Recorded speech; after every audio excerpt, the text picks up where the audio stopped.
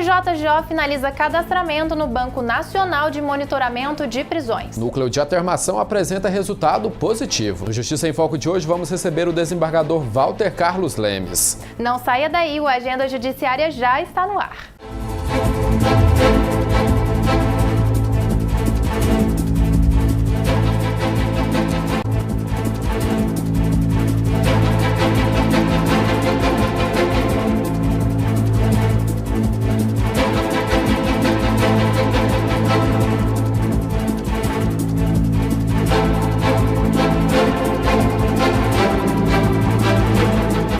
Goiás foi o segundo estado brasileiro a finalizar o cadastramento no Banco Nacional de Monitoramento de Prisões. Acompanhe. Foram 60 dias de trabalho intenso. Goiás começou a cadastrar os presos de todo o estado no Banco Nacional de Monitoramento de Prisões, o BNMP, depois da crise carcerária que aconteceu no começo desse ano. Foram 3 rebeliões em uma semana no complexo prisional de Aparecida de Goiânia, a maior penitenciária do estado, que deixaram 9 mortos e 14 feridos. A presidente do STF e do Conselho Nacional de Justiça, o CNJ, ministra Carmen Lúcia, se reuniu com os representantes estaduais do Executivo e do Judiciário e determinou que fossem tomadas algumas providências, entre elas o cadastramento dos presos no BNMP, em um prazo de 2 meses, para que se conhecesse a real situação dos apenados do Estado. Já no dia seguinte, o Tribunal de Justiça do Estado de Goiás, o TJGO, em parceria com a Corregedoria Geral da Justiça de Goiás, deu início a uma força-tarefa que mobilizou mais de 40 servidores,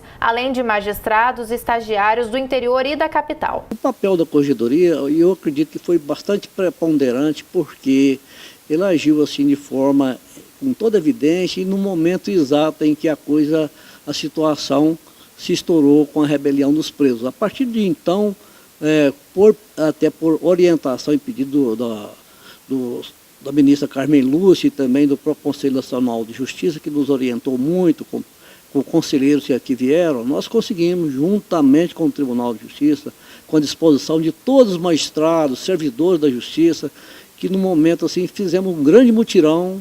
E o êxito está aí hoje, né? Porque nós concluímos com bastante satisfação e um resultado bastante positivo, né? Goiás é a segunda unidade da federação a cadastrar 100% da população carcerária em apenas 60 dias, atrás somente de Roraima, o primeiro estado a concluir os trabalhos. Ao todo, foram cadastradas 18.459 pessoas, sendo que 9.337 se encontram presas, 7.050 estão em liberdade provisória, 211 são procuradas, 23 são presos civis, 20 estão foragidas e 1.818 estão em liberdade. Para a juíza auxiliar da presidência do TJGO, além do maior controle e conhecimento da população carcerária, o cadastramento de todos os presos do país no BNMP contribuirá para uma maior eficiência no cumprimento das penas das pessoas que cometeram crimes em unidades da federação diferentes. Vamos supor que aqui em Goiás nós tenhamos aqui na comarca de Goiânia, por exemplo, um preso. E aí o juiz vai fazer o cadastro dentro dele no sistema, né? Toda prisão e soltura tem que estar dentro do cadastro. E aí quando o juiz for fazer esse cadastro, ele pode verificar, por exemplo, que aquele preso já tem um cadastro, né? Ele já foi cadastrado, então ele já passou dentro do sistema. E ele pode ter, por exemplo, prisões expedidas, não só em Goiás, mas em outra unidade da federação. Então, o que isso pode impedir? Que alguém que, porventura, esteja para ser solto, mas ele tem outros mandados de prisão em aberto, isso vai aparecer automaticamente no sistema. Para a magistrada, que fez parte da coordenação da força-tarefa, o empenho de todos os magistrados e servidores envolvidos foi fundamental para que a meta fosse cumprida. Nós trouxemos para Goiânia uma equipe centralizada. E aí nós dividimos o trabalho em equipe que faz cálculo de pena e as outras que trabalhavam no cadastramento em si. E também nós tivemos nas comarcas do interior as rotas que elas iam nas cidades polo e já fazia o treinamento e também fazia o cadastramento. E dedicação mesmo, que a gente pudesse iniciar e finalizar o trabalho no tempo que o CNJ nos solicitou. Após a finalização do cadastro, o Corregedor-Geral da Justiça de Goiás já faz planos para enriquecer os dados do BNMP. Uma sugestão nossa que estamos sugerindo aqui que possa ser adquiridos, através do próprio governo do estado, adquirir esse sistema de biometria para serem colocados nos presídios e com isso facilitar a própria atuação do magistrado, porque a cada momento que se chega um preso, ele será não só com aquela foto que geralmente aparece com o número, também feita a biometria dele, e aí ele será biometrizado e aquilo passa a integrar o Cadastro Nacional de preso, né? A Corregedoria deu início ao projeto Pilares, que busca incentivar a pacificação de conflitos no ambiente escolar. Confira. Depois de uma pesquisa iniciada há 3 anos, a Corregedoria-Geral da Justiça de Goiás começou a implantação do projeto Pilares. A proposta é adotar formas práticas, alternativas e inovadoras de educar para a paz no ambiente escolar. Então é um projeto que passa por algumas fases. Primeira, de formação dos profissionais, né? E a fase em que a gente buscou parcerias com o Tribunal de Justiça e com o Ministério Público. E agora a vivência das 3 metodologias que o projeto contempla, com os apoios técnicos das coordenadorias que fazem essa assessoria às unidades escolares e depois com as escolas que aderiram ao projeto. A primeira iniciativa do Judiciário será preparar o pessoal da educação para posteriormente praticar os círculos restaurativos. Então a nossa equipe que está nesse momento recebendo o treinamento para ser instrutores fará a instrução deles para que eles pratiquem os círculos. O projeto vai ajudar a desmistificar a imagem que o Judiciário é um poder distante da realidade social. A juíza e diretora do Foro de Goiânia, Maria Socorro de Souza Afonso, aposta na aproximação da justiça com a sociedade e a criação de um diálogo mais informal. Nada melhor do que iniciar pela comunidade estudantil da área de educação, professores, técnicos, alunos, e com isso, com essa proximidade, até mesmo retirar aquele mito de que a justiça é distante, é elitizada, enfim, né? Então é um diálogo que se tem de forma mais natural, informal, entre o Poder Judiciário e a educação. Ao fazer uma análise da rede que abrange o âmbito escolar, a superintendente pedagógica da Secretaria Municipal de Educação, Ampara Ferreira de Barros, destacou que somente em Goiânia existem 363 instituições e aproximadamente 106 mil educadores. Escola que nós vimos o resultado dos conflitos, da fragilidade da sociedade. É aqui que nós encontramos as famílias que precisam um pouco mais de apoio, né? Dessas famílias que precisam discutir mais, dialogar mais, e é aqui que nós recebemos esses nossos educandos. Então, é muito importante esse diálogo. Confira agora algumas decisões tomadas pelos magistrados goianos.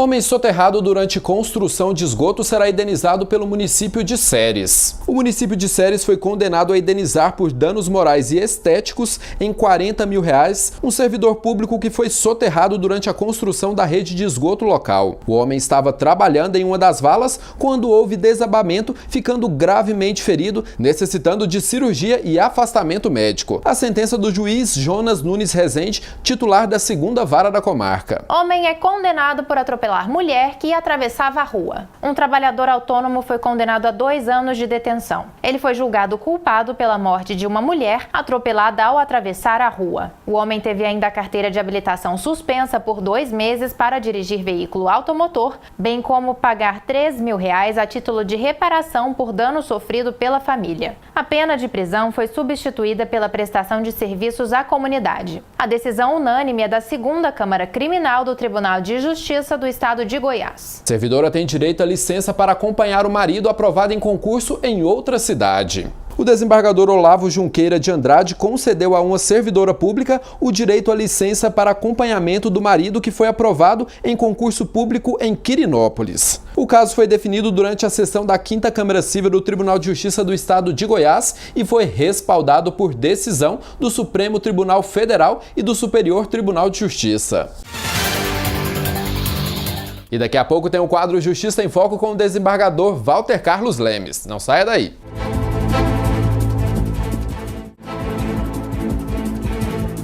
O Agenda Judiciária está de volta e agora é hora do quadro Justiça em Foco. No Justiça em Foco de hoje, nós estamos recebendo o desembargador Walter Carlos Lemes, que é o Corregedor-Geral da Justiça do Estado de Goiás. Desembargador, bem-vindo. Muito obrigado, bom dia a todos. Bom dia. Desembargador, para começar situando o nosso público, quais que são as atribuições de uma Corregedoria da Justiça Estadual?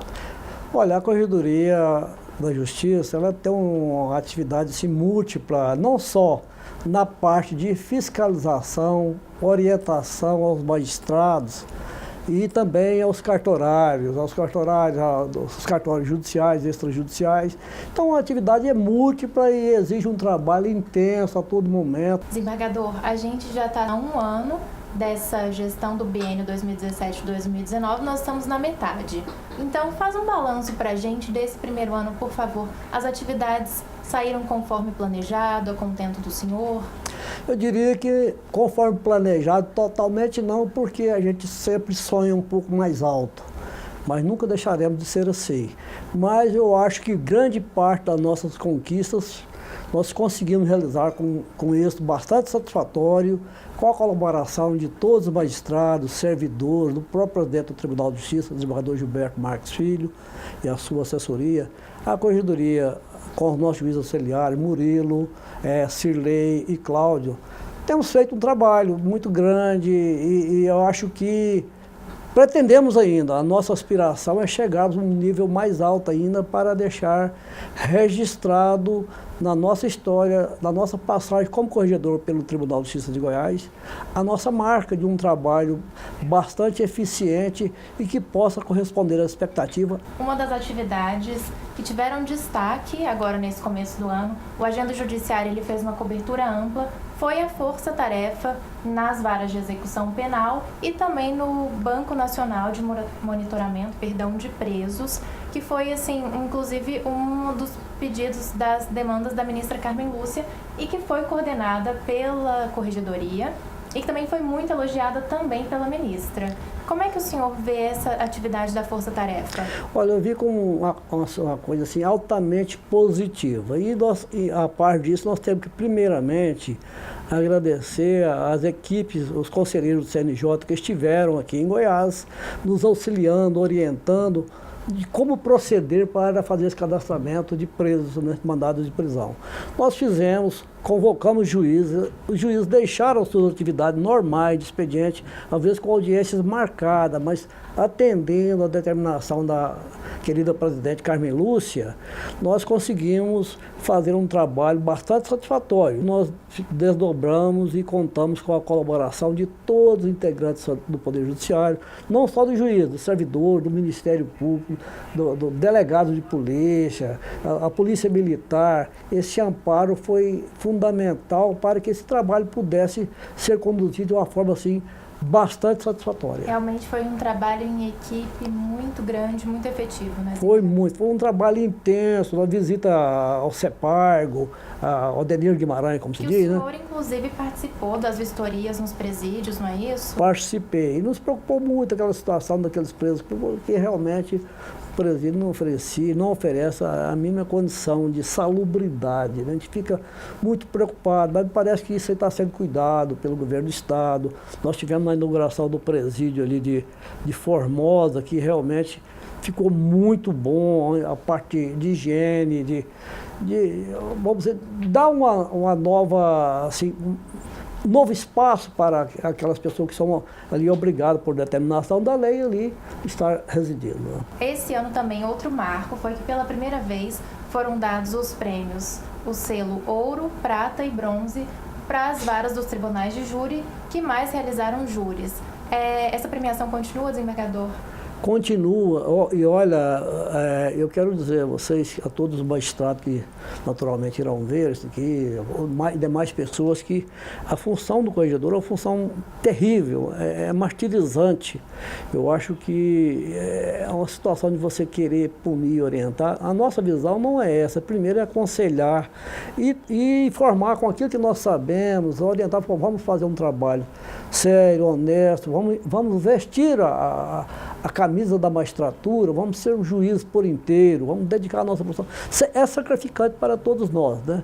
Eu venho da magistratura já há 35 anos, já peguei comarca aí, estrada de chão, com dificuldade, naquele tempo que não tinha internet, então naturalmente você tinha que ter sua própria biblioteca, senão você não teria nem como julgar os processos, né? Então, esses juízes que estão aí trabalhando, produzindo, nós não queremos só punir, nós queremos orientar principalmente e também premiar aqueles que mais produzem, que mais trabalham, porque a sugestão nossa, inclusive estamos levando a Corte Especial e também ao Conselho, o CNJ, um pedido nosso que esses juízes que tenham essa premiação, que isso possa valer quando da sua promoção na carreira, isso possa valer uma pontuação de incentivo ao seu trabalho, porque muitos se dedicaram nessa campanha, principalmente agora do BNMP, né?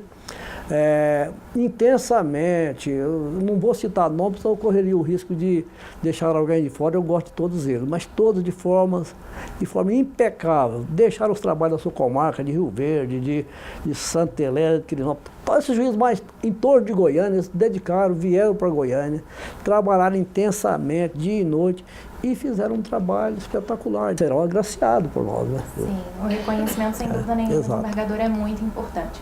Bom, a nossa entrevista está caminhando para o final. A gente ainda tem mais aí 1 ano de gestão do desembargador. Eu quero saber qual que é a expectativa da Corregedoria.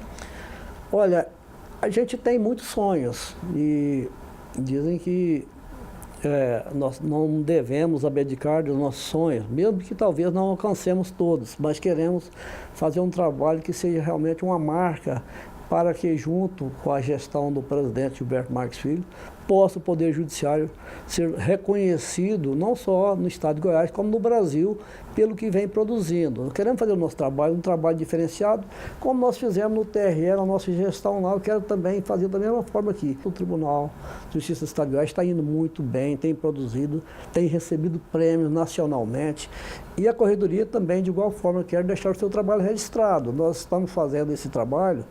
Hoje mesmo a gente tem uma novidade a respeito da anotações na certidão de nascimento, né, de casais transexuais e tudo. É uma modernidade que nós estamos lançando, inclusive comunicando a todas as corregedorias do país, hoje mesmo, que nós estamos produzindo. Queremos fazer essas inovações para que o nosso trabalho seja efetivamente de qualidade e de resultado. Certo. O desembargador, eu queria agradecer a sua presença, dizer que o nosso programa está sempre de portas abertas para receber o senhor.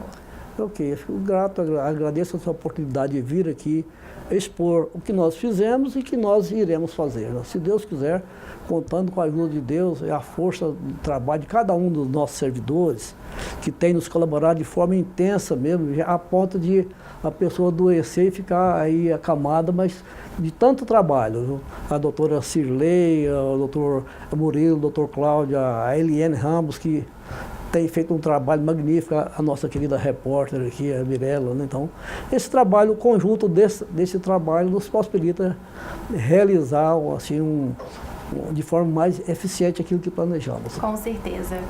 A gente vai para um rápido intervalo e volta já já.